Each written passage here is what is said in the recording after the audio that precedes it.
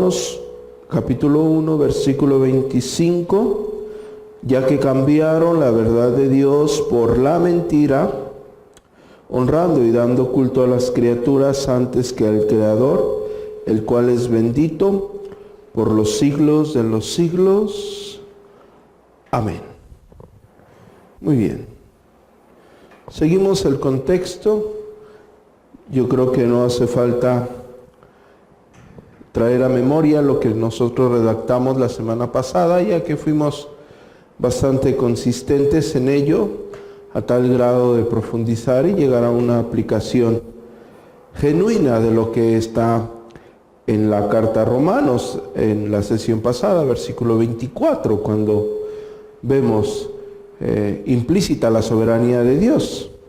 Ahora bien, entramos al versículo número 25, donde nosotros podemos hablar de la negación de Dios como tal, no solamente en el entendimiento escritural, sino también, si lo vamos a llevar y vamos a tratar de enfocar la plenaria, también cuando existe un entendimiento escritural, pero nuestros pasos, nuestra vida, no está conforme o nos alineamos conforme a lo que Dios ha establecido, que tenemos que llegar a confrontar día a día nuestra vida con la Sagrada Escritura. El contexto dentro de la carta a Romanos, claro que básicamente está hablando de personas con la mente completamente reprobada ante los ojos de Dios, y lo vemos en todo el capítulo 1. Y vamos a hablar más adelante de cómo el hombre que rechaza a Dios, por mínima que ante sus ojos terrenales parezca ese rechazo de cuestiones celestiales, siempre te va a encaminar a un pecado mayor. Pero no solamente estamos hablando de lo que posteriormente hablaremos de estas personas con la mente reprobada, que cambiaron de tal forma la verdad de Dios, que Dios los arroja a sus mismas concupiscencias, como ya hablamos, de tal forma que deshonran su propio cuerpo. De tal forma que lo deshonran, echándose, como la Escritura dice, varón con varón y mujer con mujer. Y lo pensamos, y yo les dije, esto lo vemos como si fuese lejos, pero realmente no es así, porque más adelante lo vamos a ver en el capítulo número 2. El apóstol Pablo les dice, tú que juzgas, en lo que juzgas te condenas a ti mismo. Esta verdad no está lejos de cada uno de nosotros. Entonces es claro que hay una necesidad de la vida de cada uno de nosotros que ha profesado la fe en Dios, en la persona de nuestro Señor Jesucristo, de conocer, de entender, de discernir la verdad de Dios como Dios la ha establecido, no como tú o cada uno de nosotros quisiese entenderla. Es muy triste, pero es así, ¿no?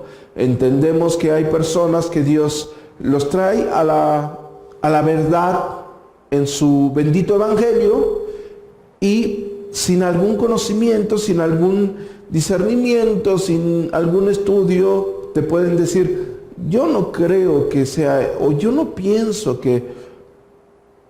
Nos estaríamos alejando de un entendimiento claro, porque nuestra concepción de las verdades divinas pueden estar muy alejadas a lo que Dios establece, al concepto que Dios establece. Lo mismo lo vemos con un impío, ¿sí?, que realmente abandona, como lo hemos visto, la gloria de Dios y empieza a darle gloria al mismo hombre o a darse gloria a sí mismo. Y bueno, con esta pequeña introducción vamos a ir al griego koiné, con la palabra que está aquí usando el apóstol Pablo para referirse a la verdad, que es la palabra aletheia, que quiere decir verdad o verdadero. Y el apóstol Pablo la está utilizando para afirmar que cambian lo verdadero, que cambian lo que es veraz, por lo que es mentira. El contraste es muy sencillo de entender en el contexto histórico. Cuando hablamos de ídolos, quizás, generalmente, por el contexto que tenemos en el siglo XXI, generalmente volteamos a ver a la Iglesia Católica, que tiene muchísimas figuritas de yeso, y sí, bueno, son idólatras, es verdad eso. Pero recordemos que en el contexto el apóstol Pablo no está hablando a la Iglesia Católica Romana, está hablando al paganismo, que tenía infinidad de dioses.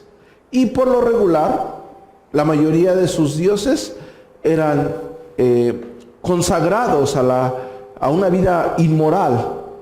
¿Sí? Recordemos que en Corinto, que en Efeso, que existían muchísimas sacerdotisas dedicadas a la fornicación, a cuestiones inmorales. Y bueno, todos ellos tenían muchísimos dioses, muchísimos ídolos. El apóstol Pablo claramente está bajo ese contexto. Si lo queremos aplicar a nosotros, bueno, nosotros entendemos que en otras iglesias, sí, como la católica romana, es verdad, tienen figura de yeso, y no estoy minimizando eso, pero queremos expandir el conocimiento de esto. ¿Por qué? Porque el apóstol Pablo está diciendo, tú estás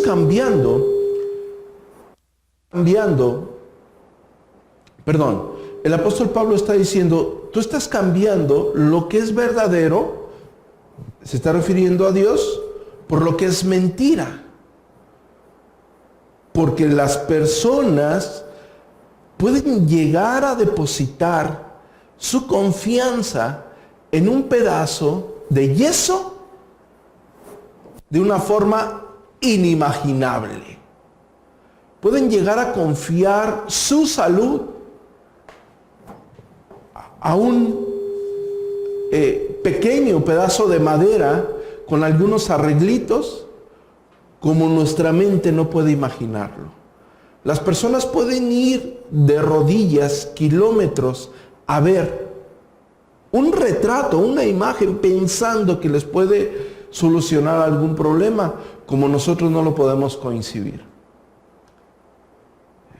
Y es mentira. Lo que ellos piensan, lo que esas personas creen a su vida, es mentira, es falso.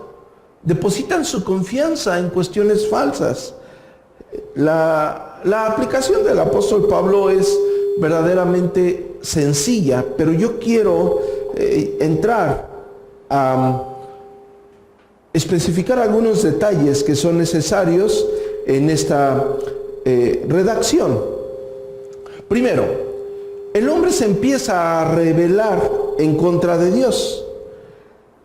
Cuando el hombre se rebela en contra de Dios, sea cual sea, mínima que sea la rebeldía ante tus ojos, porque toda rebeldía en contra de Dios es grande.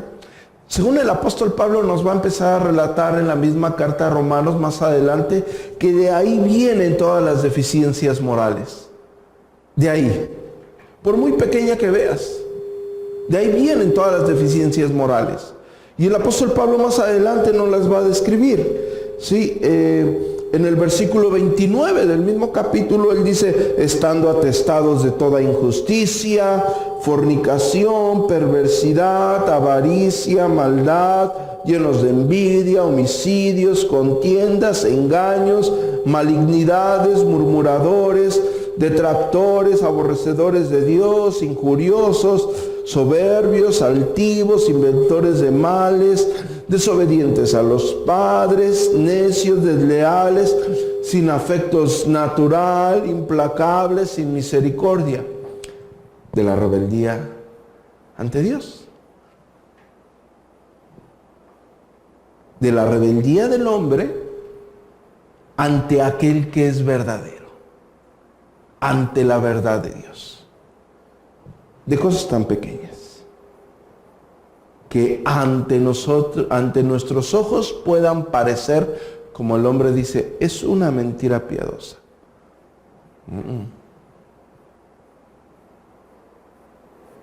La mentira ante los ojos de Dios es un pecado Así como la fornicación ante los ojos de Dios es un pecado.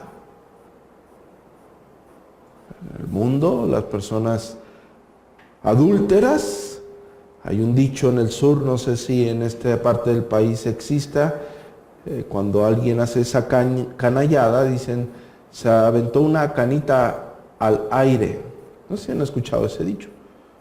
Por amor de Dios, estás justificando un pecado ante los ojos de un Dios santo. La rebeldía contra Dios trae a tu vida todas las inmoralidades que tú ves en esta sociedad, las cuales en más de una ocasión te has admirado, pero que lo más probable es que cada uno de nosotros esté pasando por alguna dificultad moral en contra de lo que Dios ha establecido.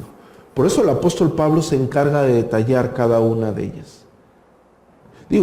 Pone de la misma índole al adúltero con el mentiroso, al fornicario con el que levanta falso testimonio. Porque si alguien piensa que la mentira, una mentirita, puede ser menos relevante que un fornicario, creo que no estamos hablando, no estamos entendiendo el Dios de las Escrituras, un Dios santo.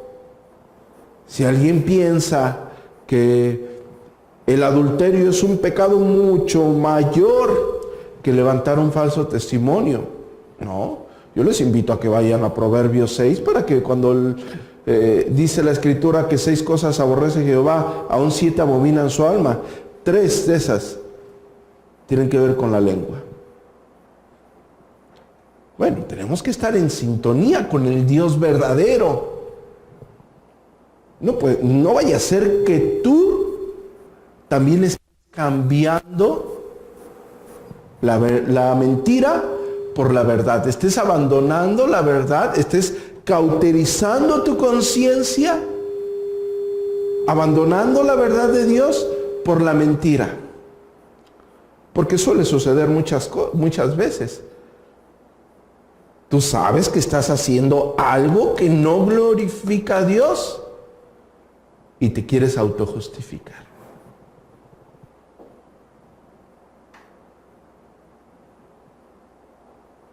No vaya a ser que tú estés bajo el mismo sendero y cuando veas este tipo de versículos, que claramente en su contexto nos va a llevar a ver la depravación total del hombre, y tú quieras hacerte a un lado a pesar de conocer las doctrinas de la gracia, a pesar de conocer la maldad que hay en el corazón del hombre. Porque la Escritura dice en Jeremías capítulo 17, versículo 9, engañoso es el corazón más que todas las cosas. ¿Y qué es? Perverso. No es bondadoso, es perverso. Oh, pastor, es que Dios conoce el corazón. Por supuesto, conoce tu corazón perverso. Oh, pastor, yo creo que esas personas sí son herejes, pero pueden estarlo haciendo. Dios conoce su corazón y lo pueden estar haciendo con un buen corazón. El corazón del hombre es perverso, no nos engañemos. Cuando conocemos doctrina hay que aplicarla en nuestro discernimiento. El hombre es mentiroso, es perverso. Si no está alineado con las Escrituras, claro que es su mente perversa, su corazón perverso, el que lo está encaminando a alejarse de las cosas de Dios.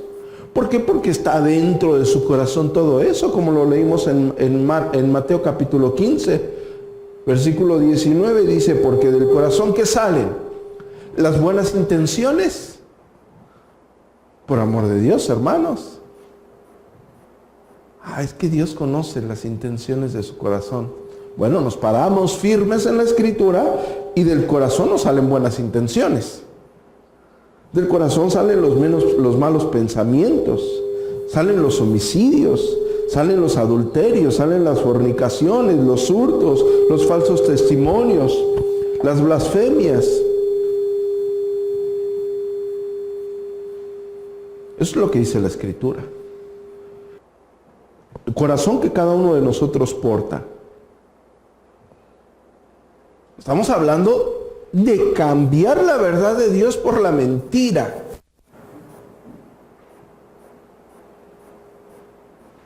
El contexto nos va a llevar a personas que son entregadas de una forma tan radical a las concupiscencias de nuestros corazones que podríamos quizás hacernos a un lado y pensar que nosotros no estamos abandonando la verdad de Dios por la mentira.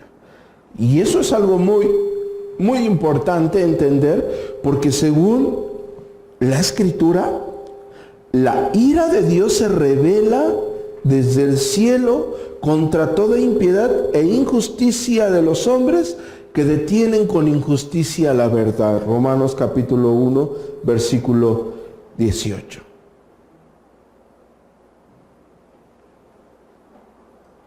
El pecado radical del hombre consiste en rechazar la verdad de Dios.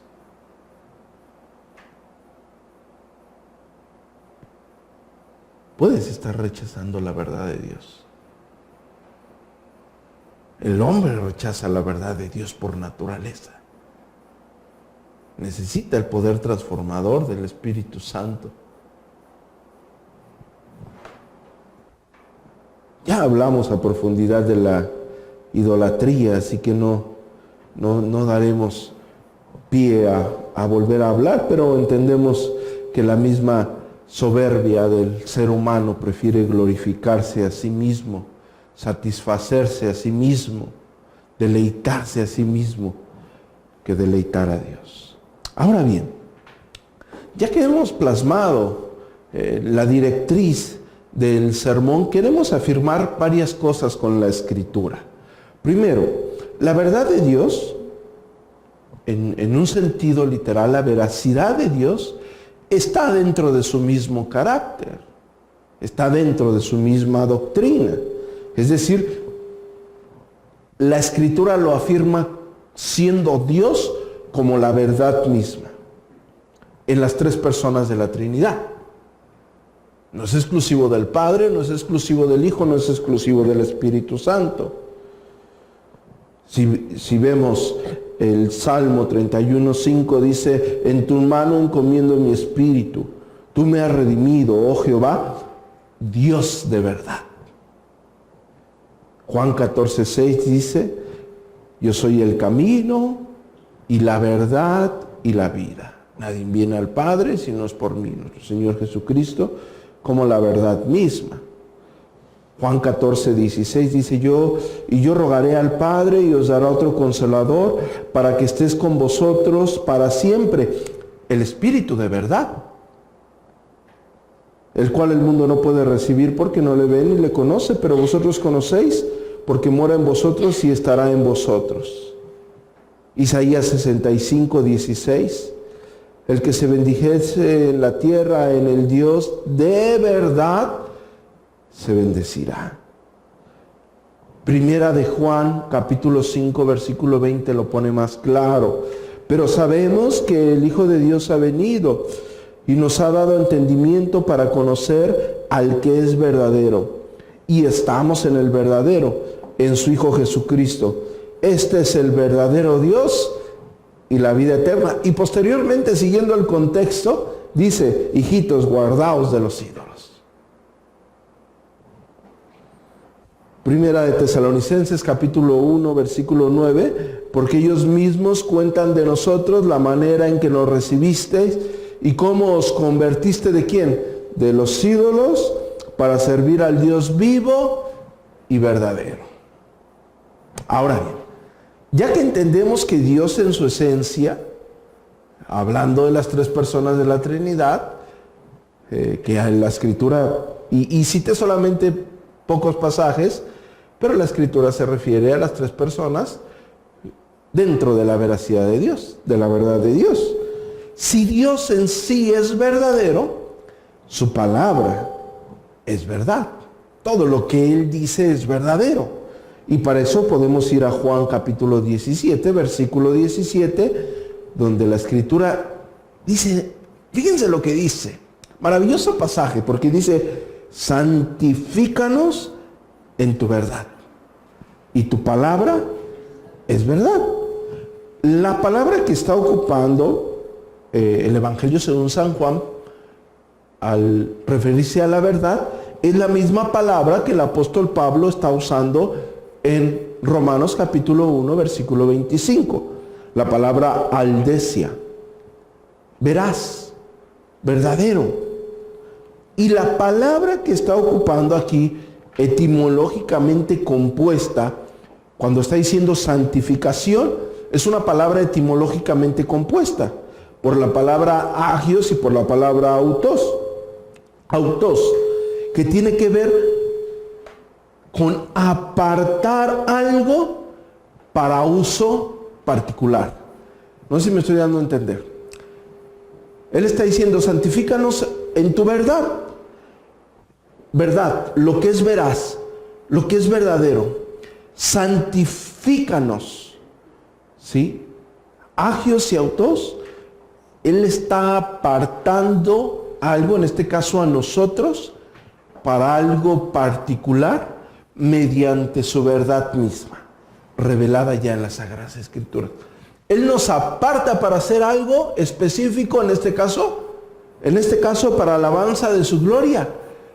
Pero eso algo específico para que nos aparte, ya está revelado en las Sagradas Escrituras, que es su mandato, vivo y verdadero, porque Él es un Dios vivo y verdadero.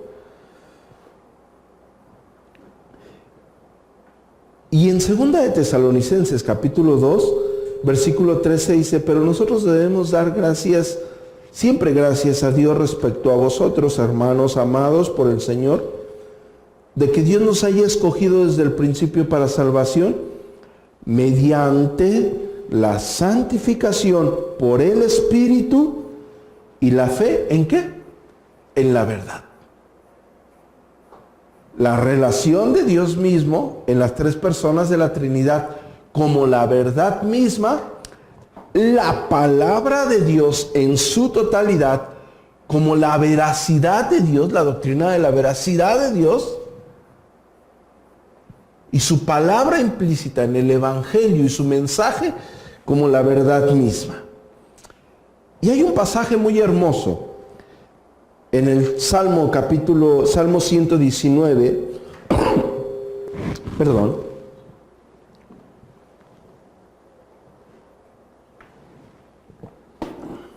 Salmo 119, 160, donde dice, en la versión Reina Valera dice, la suma de tu palabra es verdad, y eterno es todo juicio de tu justicia.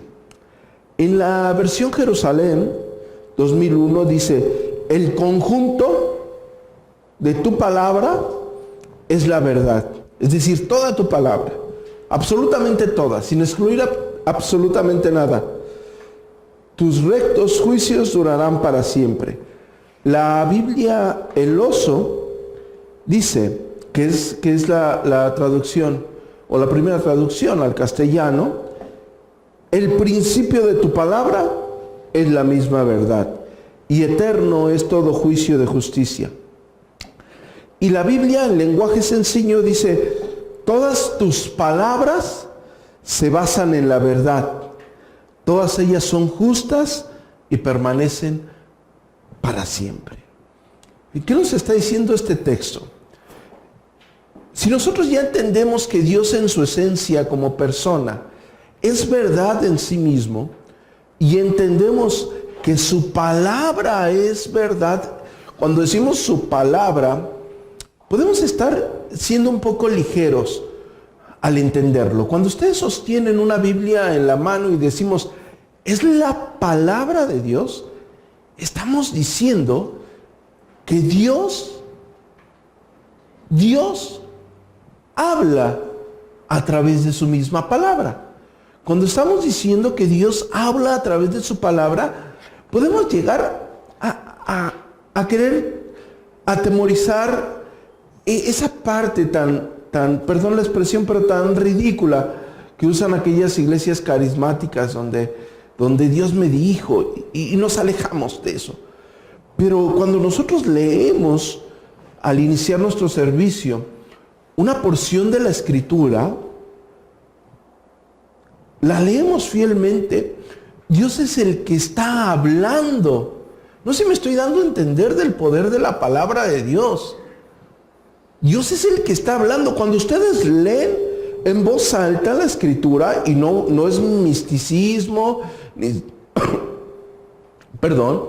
ni se vayan a esa cuestión carismática ajena, no, sino siendo reales. Cuando nosotros leemos la palabra, es Dios quien está hablando. Cuando tú estás leyendo la palabra, es Dios quien está hablando. Porque lo que está ahí fue inspirado por el Espíritu Santo. Y contiene lo que Dios quiso que nosotros conociésemos de Él. Pero todo en su conjunto es verdad, es verdadero, es veraz, porque es el carácter de Dios mismo. Cuando la Escritura dice que nosotros seremos santificados en su verdad, y usamos la palabra etimológica, que somos apartados para hacer algo en la verdad de Dios, somos apartados para hacer lo que Dios en su conjunto ya delegó que hiciésemos. Por eso cuando alguien sale con cuestiones entre comillas novedosas, porque no hay nada nuevo debajo del sol, y quiere hacer cosas alejadas a la Escritura, bueno, él está apartado de la verdad.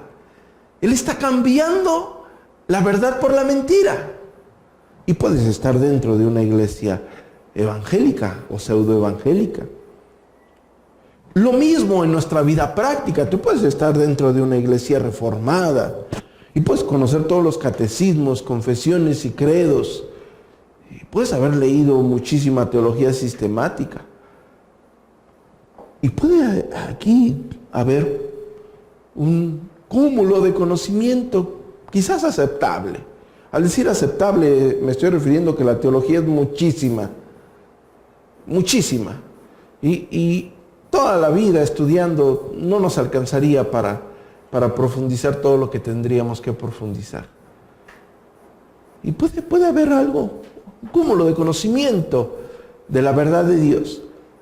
Pero si tu vida no está caminando alineada con esa verdad de la Escritura, donde la Escritura misma nos dice que tenemos que ser santificados en esa misma verdad, tú podrías estar también negando y cambiando la verdad de Dios por la mentira.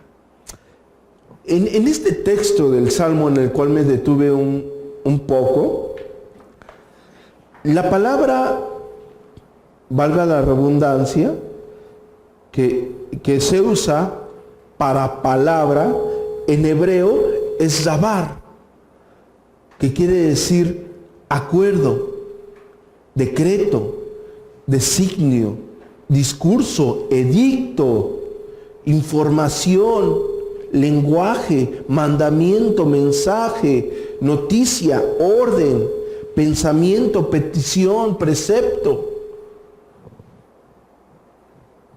El conjunto de tus preceptos, el conjunto de tus decretos, el conjunto de la información que has delegado, el conjunto de tu mensaje, el conjunto de tu orden.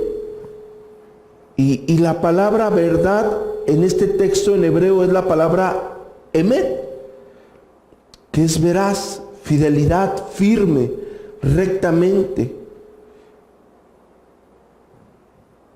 Seguridad, seguro, verdad, verdadero. El conjunto de tus decretos es lo recto. El conjunto de tus actas es lo seguro. El conjunto de tu información es lo veraz. El conjunto de tu pensamiento es lo firme. Estoy tratando de conjugar o de hacer todos los usos posibles. Y todos nos llevan, absolutamente todos, es lo hermoso de este texto, que todas estas conjugaciones, no estamos sacando de contexto, sino estamos ampliando el entendimiento de la parte A del versículo 160 del Salmo 119. La suma de tu palabra es la verdad. La suma de tu acta es lo verdadero. La suma de tu información es lo veraz. Y lo pueden jugar con toda conjugación y nos lleva a maximizar lo que Dios es en sus decretos, en la información que nos ha dado en su Sagrada Escritura. Ahora, el apóstol Pablo da un contraste y él llama mentira. ¿Has cambiado la verdad de Dios por la mentira? Claro está que se está refiriendo a los ídolos. Y para eso tenemos Isaías capítulo 44, versículo 16 al 20. Pero yo nada más me gustaría nada más leer el versículo 20, porque ya hemos leído en otras ocasiones todo este texto. Ustedes lo pueden leer en casa, pero el versículo 20 dice: de ceniza se alimenta, su corazón engañado lo desvía, para que no libre su alma ni diga. Y después, en forma de pregunta, Isaías dice: ¿no es pura mentira lo que tengo en mi mano derecha? Y si nosotros vemos el contexto, está hablando de un ídolo. Está hablando de un hombre que hace con la leña fuego, y está hablando que come, se prepara un asado, se sacia, después lo calienta, y posteriormente hace su ídolo con ello. Y él dice, después de hacer su ídolo, después de haber hecho su ídolo, después de haber fabricado su ídolo como él quiere, porque claro está, tu ídolo tiene que satisfacer tus necesidades. Dios no. Por eso nadie quiere la verdad de Dios, porque Dios no está para satisfacerte, para cumplir caprichos. El ídolo sí. El ídolo sí cumple sus caprichos. Hermanos, vivimos la cultura del norte de México, está saturada con lo que conocemos con el narcotráfico. ¿Sabían que ellos tienen sus ídolos? Pero sus ídolos satisfacen sus demandas. Claro está que no se van a hacer un ídolo que vaya en contra de lo que ellos están haciendo. Al contrario, un ídolo que apoye su causa. Todas las personas tienen un ídolo que apoye su causa, pero cambian la verdad por la mentira. En la Septuaginta, la palabra que está usando o que transmite en mentira es fedos, mentira, lo que es falso. Por eso llama a un ídolo mentira. ¿Por qué? Porque en la imaginación del adorador promete mucho, pero sin embargo no aporta nada. Quiero regresar 30 segundos aquí y vuelvo a decir, ¿por qué el ídolo es una mentira?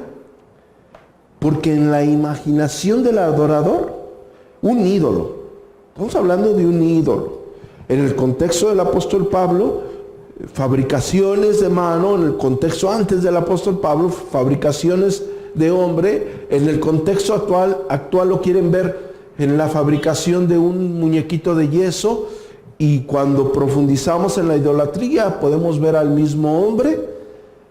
¿Por qué? Porque en la imaginación del adorador promete mucho. Le pides muchas cosas a un santito, como dicen actualmente. Santal, y piden por salud. Incluso los que tienen alguna relación con personas, mi familia es, entre comillas, profesante de la Iglesia Católica romana. Digo entre comillas porque no son personas que asisten, creo que nada más cuando hay una fiesta o algo así. Pero no sé si ustedes sepan, pero la Iglesia Católica Romana tiene un santo destinado para cada cosa. Para el dinero, para el amor. Si estás soltera, ya sabes a dónde acudir. Para la fortuna. Tiene un santo para todo. Digo, yo no sé mucho, y está mal que no sepa de todos los santos que ellos tienen, pero tiene un santo para cada cosa. En la imaginación de ellos. En su imaginación, fíjense, en su imaginación promete mucho. Imagínense a la soltera, ya solterona de 40 años, y va con el santito que promete darle un príncipe.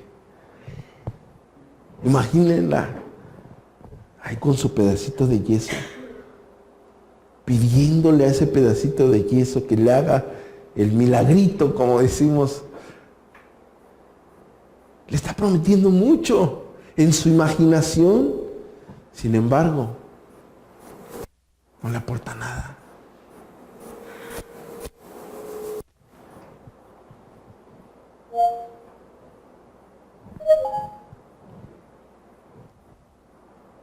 No sé qué pasó aquí. Me disculpo, no.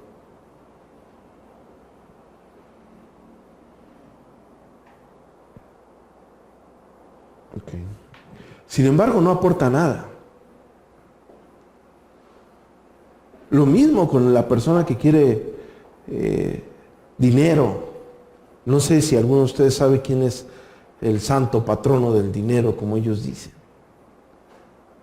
Y ahí está, y le lleva, no tiene dinero y lo poco que tiene se lo gasta en velas y le compra ofrendas y no sé qué tanto hace. Ponte a trabajar, tienes dinero, es lo que la Escritura dice. ¿Me entienden? En la mente de ellos promete mucho, pero es una mentira, porque no aporta nada a tu vida. Oh, pastor, no juzgue que... No, veamos las cosas en la realidad. Es solamente un pedazo de yeso. ¿Qué lo vas a comparar con el verdadero Dios, vivo y verdadero, que creó todo lo que existe, que puede levantar al hombre y derrumbarlo, que hizo cuanta cosa conocemos? ¿Qué poder puede tener un ídolo frente a esa mentira? ¿Qué puede? Claro que es parte de la mente depravada del hombre.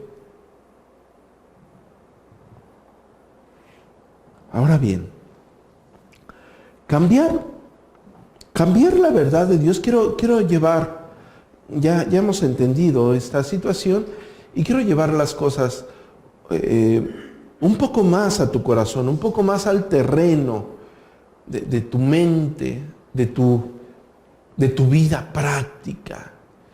Quiero que lleves este texto a tus cuestiones personales.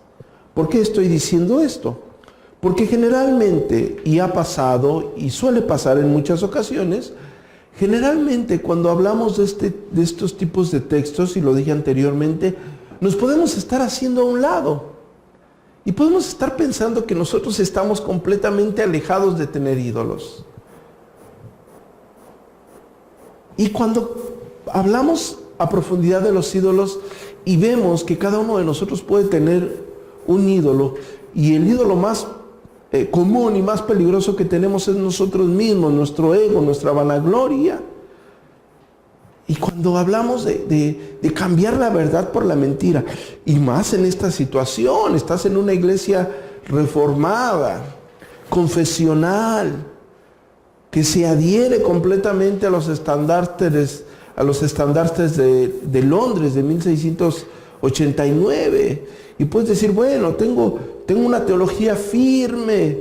Yo no, por favor, pastor, yo no estoy cambiando la verdad de Dios por la mentira. Incluso puedo meterme a una iglesia carismática y enseñarle al pastor. Y puedes estar ensoberbiado en esa situación.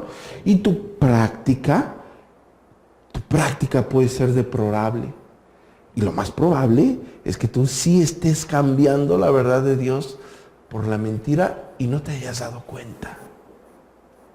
Y estés tan envanecido, tan envanecida,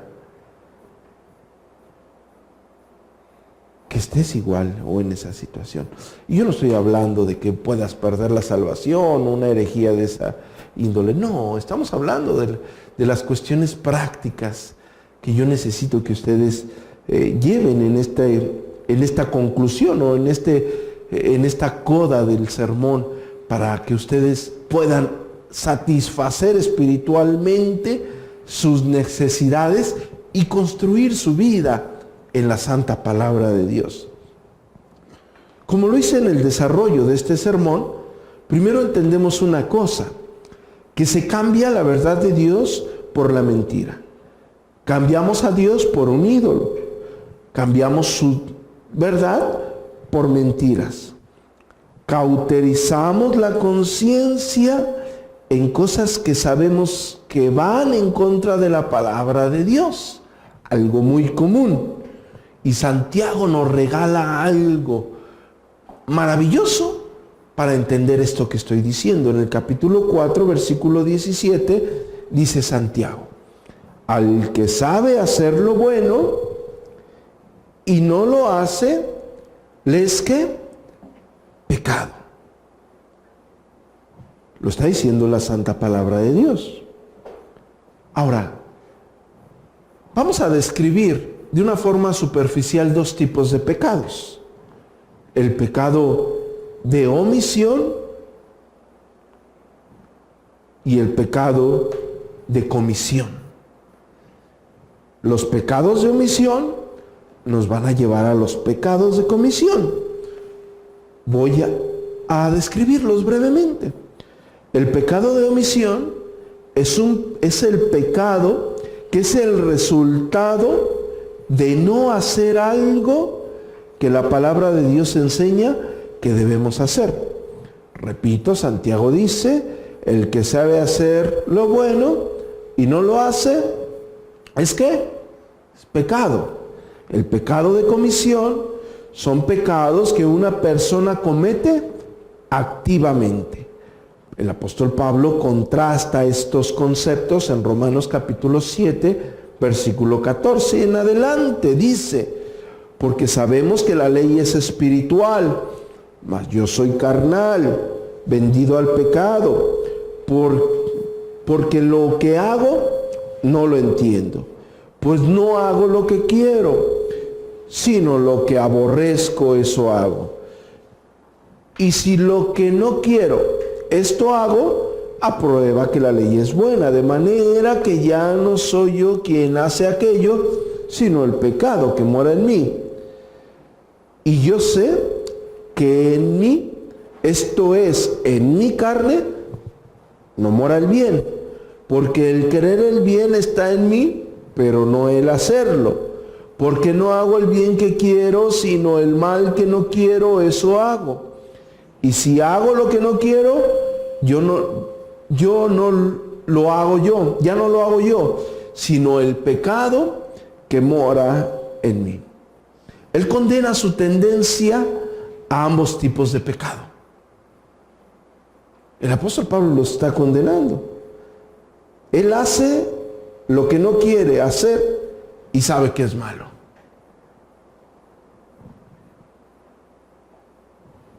Ahora, nosotros podríamos estar cauterizando nuestra conciencia en algunas actividades que nosotros hemos, desde un tiempo atrás, dejado a un lado, pensando que en nuestra mente, en nuestro corazón, ante los ojos de Dios no afecta absolutamente nada. Y eso es idolatría. Y eso es cambiar la verdad de Dios por la mentira. Sabes que está mal. Digo, si no lo sabes, el Espíritu Santo aún no mora en ti, porque Él es el que da convicción de pecado. Sabes, porque el Espíritu Santo te redarguye. Incluso un inconverso sabe lo que está mal. Dios escribe la ley, su ley en el corazón de cada uno de nosotros. Porque el hombre miente, porque sabe que hizo algo mal y quiere tapar su canallada, su pecado. Hay otros que ya están tan cauterizados y su conciencia es tan vil que incluso alardean de sus atrocidades. Pero es una realidad en el corazón de cada uno de nosotros. Puedes estar practicando algo que perfectamente sabes que es pecado.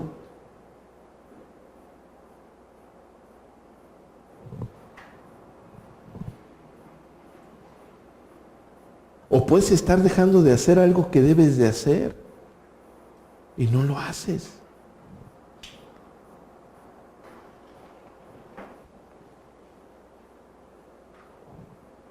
Ahora bien,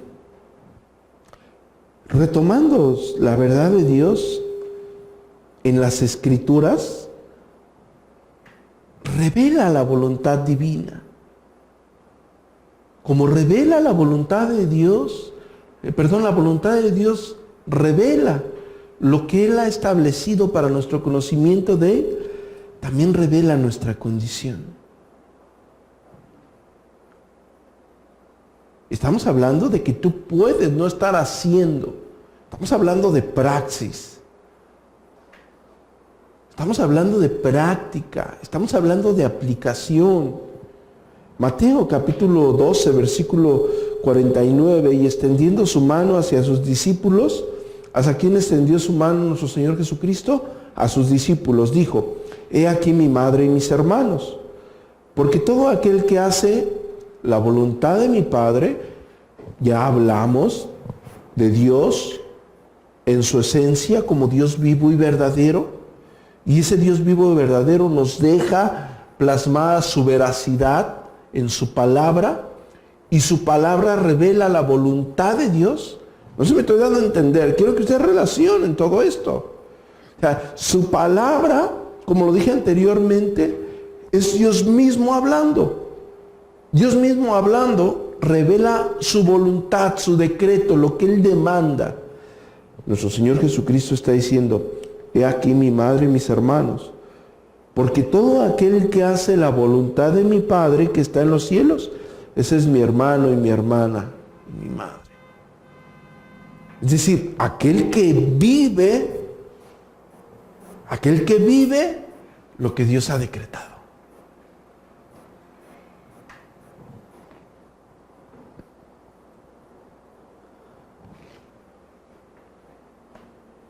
Aquel que verdaderamente entiende que la demanda de Dios a nuestra vida es para beneficio de cada uno de nosotros. No estoy hablando de perder la salvación, no estoy hablando de hacer o no méritos. Estamos hablando de cambiar la verdad de Dios por la mentira. Y el apóstol Pablo termina este texto con una muy acostumbrada doxología, exaltando la gloria de Dios, el derecho de Dios, porque es su derecho y es nuestra obligación de obedecerlo y glorificarlo. Él es Dios, Él es el creador, Él es el absoluto creador de todas las cosas. Él es el único digno de ser exaltado y ser glorificado.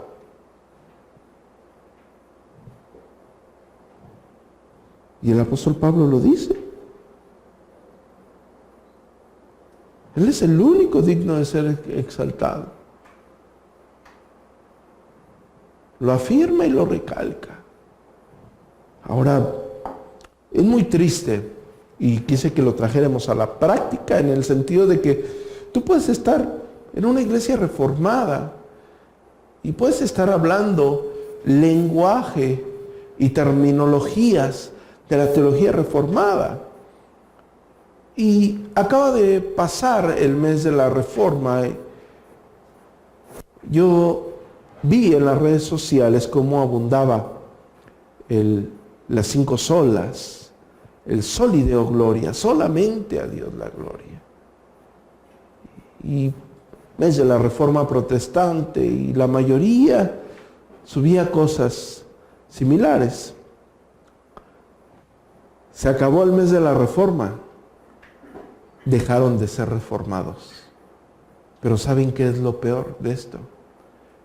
Que en su mayoría, y lo digo porque la mayoría de las personas que lo subía conocía algunas cosas, la mayoría que sube esas cosas, una, no lleva esa teología a su vida personal, y 2, no lo lleva a su iglesia local, no lo lleva a su familia.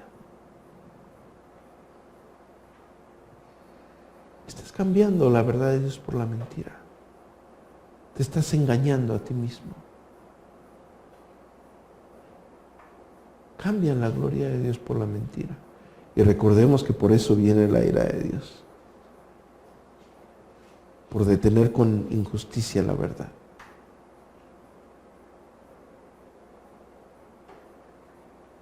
Han cambiado la verdad de Dios por la mentira. Y el apóstol Pablo concluye diciendo que Dios es el único digno de ser adorado. Él dice, el cual es bendito por los siglos. Amén. Dice, Dios es el único que es bendito. Es digno de bendecir, de glorificar, de exaltar, de darle gloria. Yo espero que cada uno de nosotros haya tenido en cuenta esta exposición, donde tomamos 2 rubros diferentes. Uno, donde entendemos, impíamente hablando, la forma en la que se conduce nuestra sociedad. Abandonan, cambian la verdad de Dios por la mentira, y ustedes pueden ver cómo están. En todas las áreas. No hace falta detallar. Absolutamente en todas las áreas. Y 2, nos sumergimos un poco a entender al Dios vivo y verdadero en su persona. A entender su palabra como algo veraz.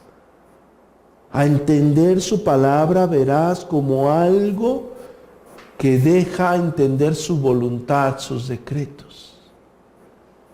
A entender esa veracidad de Dios a nuestra vida como una exigencia en la santificación. A entender más adentro que sabiendo hacer lo bueno y no lo hacemos, es un pecado, como dice Santiago. A fin de que si cada uno de ustedes en alguna área ha fabricado un ídolo, es momento de tirarlo. Si cada uno de ustedes en alguna área ha cambiado la verdad de Dios por la mentira, y estoy hablando a los conversos, puedes haber entendido el Evangelio, y puede Dios haberte iluminado con su Santo Espíritu y darte salvación, pero puedes en muchas áreas estar egocéntricamente alimentando algo que no glorifique a Dios. Estás cambiando la verdad de Dios por la mentira. Estás cauterizando tu conciencia. Estás degradando. Estás inflando el conocimiento y dejando a un lado la vida, los pasos, los pensamientos que verdaderamente glorifican a Dios. ¿Crees que vamos a impresionar a Dios con el conocimiento que tienes? Nunca. Tampoco digo que lo vayas a impresionar con tu forma de vivir. Pero sí le puedes dar gloria a Dios con cada paso que tú des. Amén.